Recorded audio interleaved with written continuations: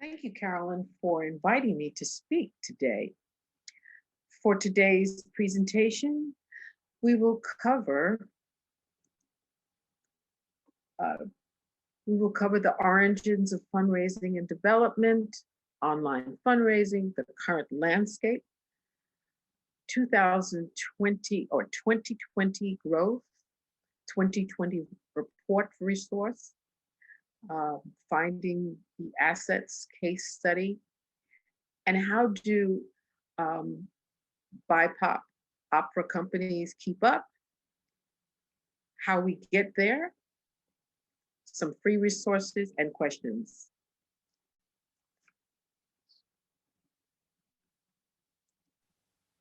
So today's theme is a quote from Oprah Winfrey. It's the key to realizing a dream is to focus on not success, but on significance. And then even the small steps and the little victories along your path will take a greater meaning.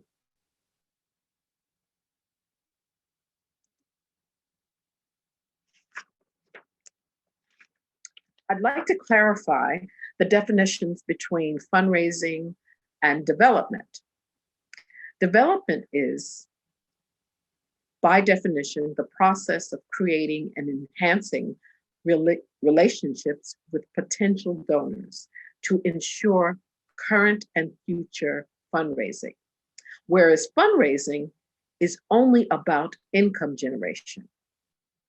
Today's focus is on development.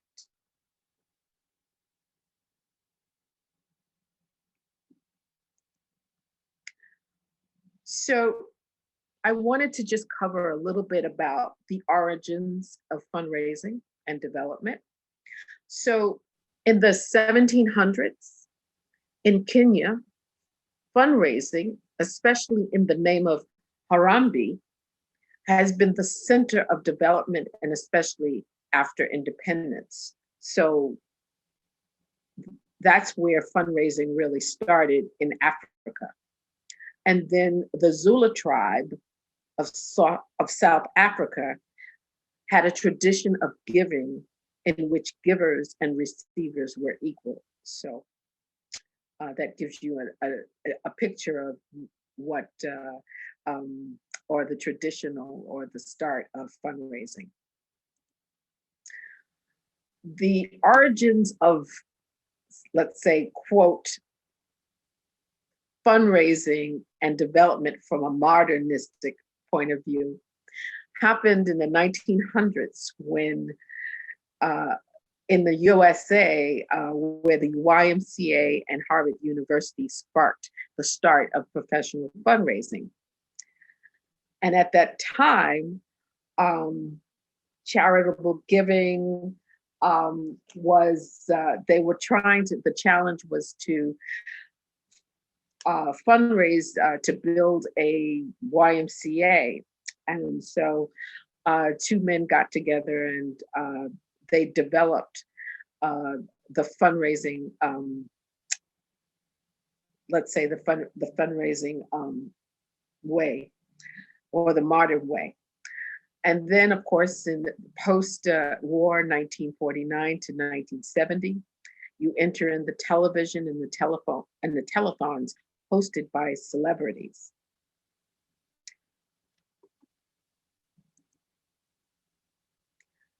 And then from the 1980s to 2000s, commercials were more so infused into fundraising, and the practice still continues today.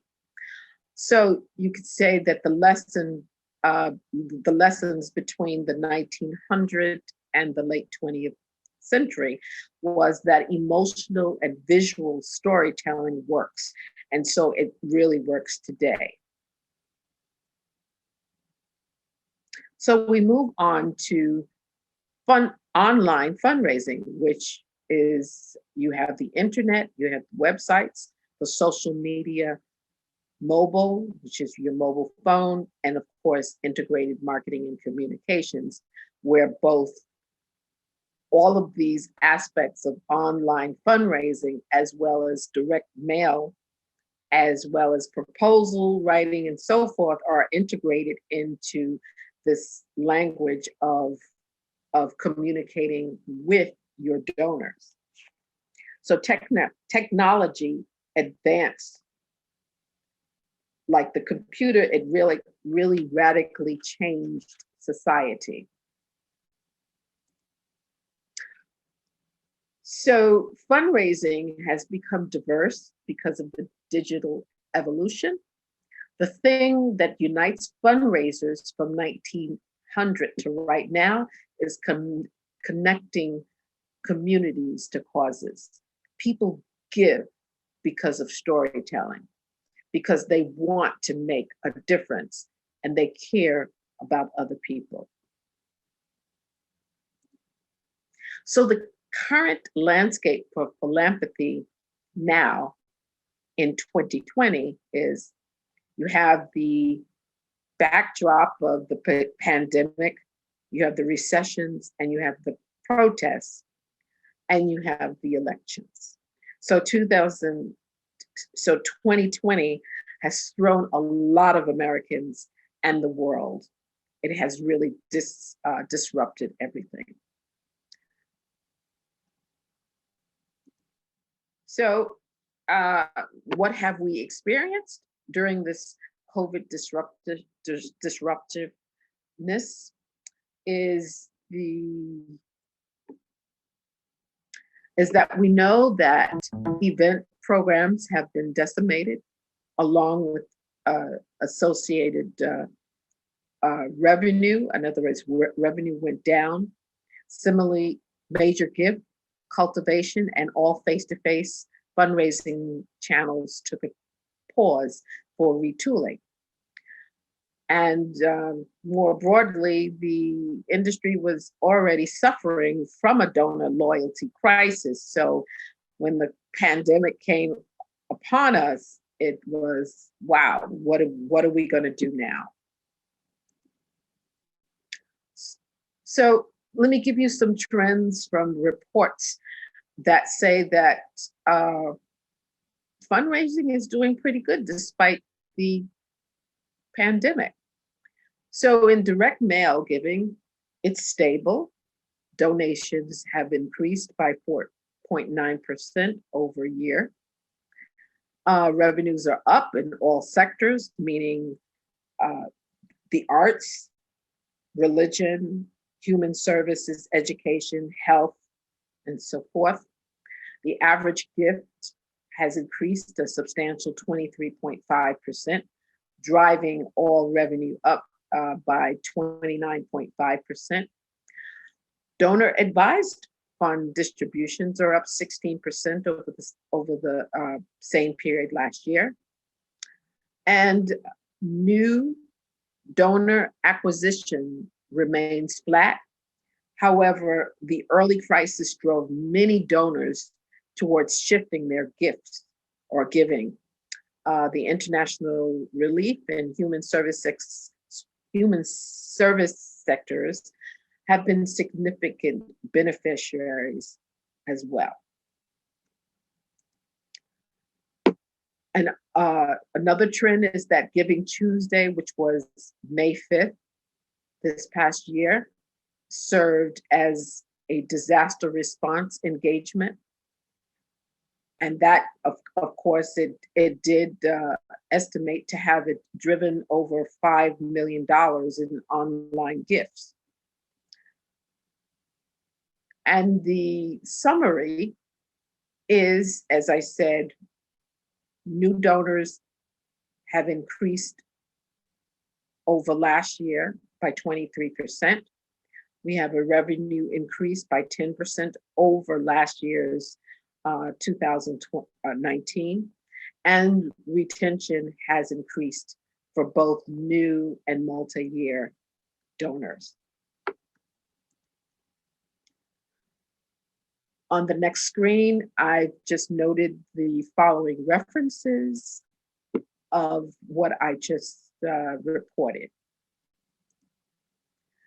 So other survey reports have noted that fundraising professionals or development professionals report optimism in the same survey. They believe that, well, it's because in the summer, they've tried new innovation projects, meaning doing fundraising remotely, having virtual events, and so there's optimistic there. And this is despite the fact that the US economy is in recession, and that fundraising has or did decline for some reason. But there is lots of optimism, and that from the pandemic, it allows you to be more innovative on how to get the word out, and using, of course, the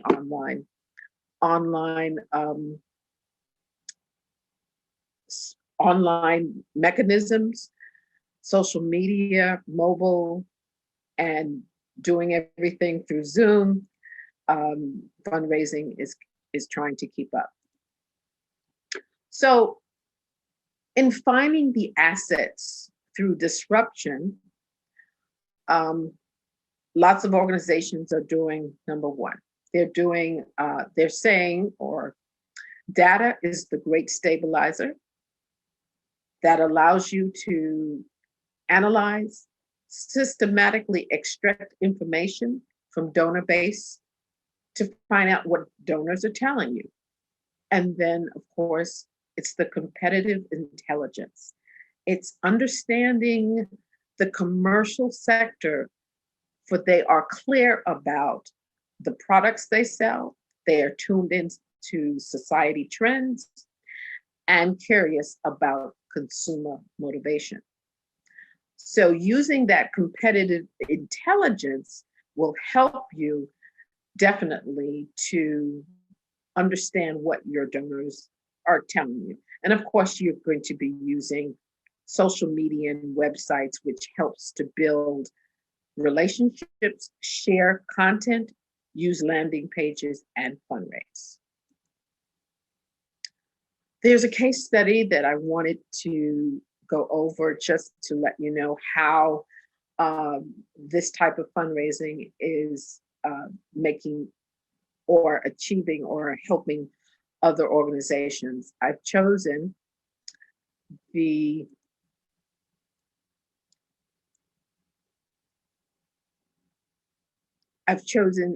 Museum of Science, which is an arts organization, and it's similar to. So I wanted us to look at a case study, and I chose from this company Pursuant, which helps all types of organizations analyze their data and help them to develop stories for communicating their organizations to their donors. So I chose the Museum of Science in Boston. And I chose the museum. They didn't have any arts organizations, and I chose the museum because they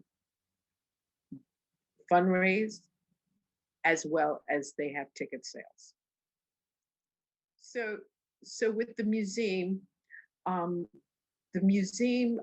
pivoted their annual Pi Day campaign to engage supporters and exceed their fundraising goals in the midst of a global pandemic. The mission of the museum is to play a leading role in transforming the nation's relationship with science and technology.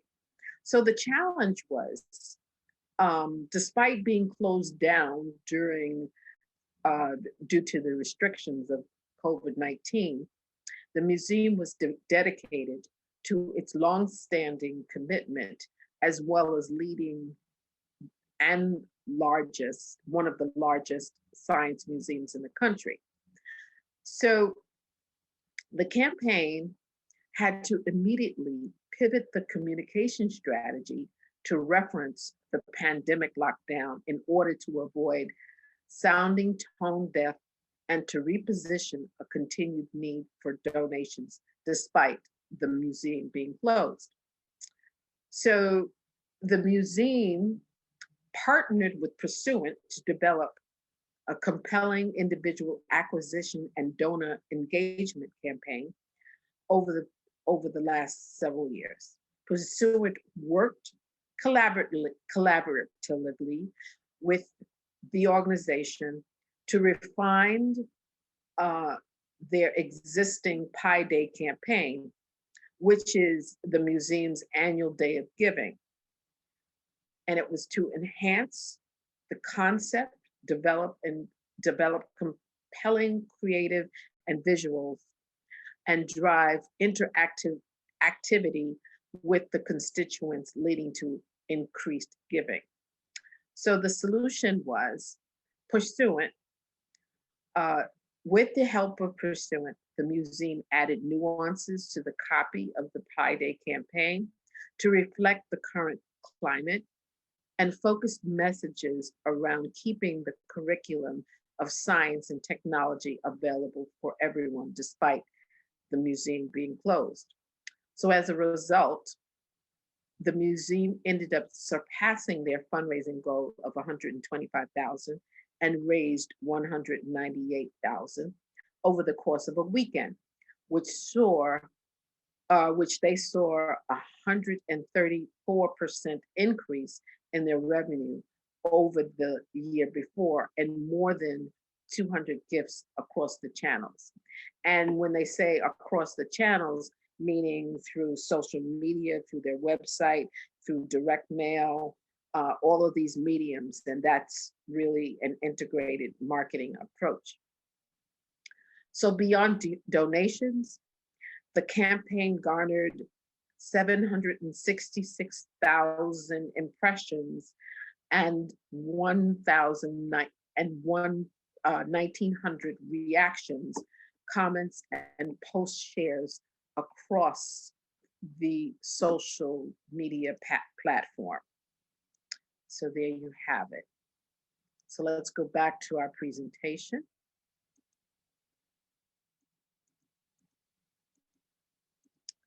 So how does Black, Indigenous, people of color opera companies keep up?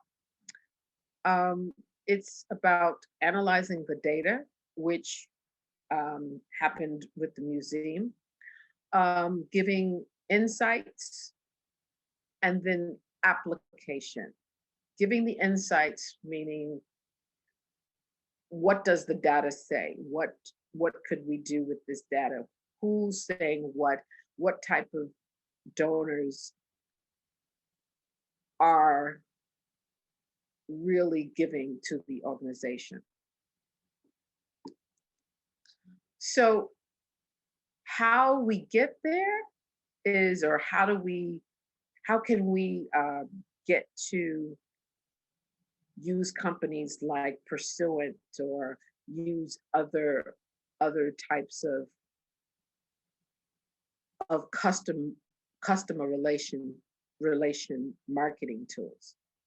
So what you could do is review your budget, look at the open headcount, reallocate from travel and entertainment or marketing items on your budget, find initiatives that can be paused. In other words, are there tactics where changing the consumer behavior is disrupted, and you will need to pull back from that type of investment? You can also engage major donors, find a champion who would feel connected to innovation and who would be receptive to using this type of software. I've listed a number of fundraising data resources which you can use to help fine-tune your database, and that's Giving USA. You can, for your foundation and corporate support proposals, you can go into a grant making. I have the grant making racial lens, where you can look at to look at the language that some of these corporations are looking for. And also I have the Ford Foundation information on on racial equality, and of course the legacy of Black giving. If there are any questions, I know that Carolyn will definitely have questions and answers. And I just wanted to say thank you so much for your presence. And as the former John Lewis has said in one of his quotes, "Nothing can stop the power of a committed and determined people to make a difference in our society." Why? Because human beings are the most dynamic link to the divine on this planet. And this is, of course, by the late John Lewis, on the political change across that bridge, which was life lessons and a vision for change. Thank you very much.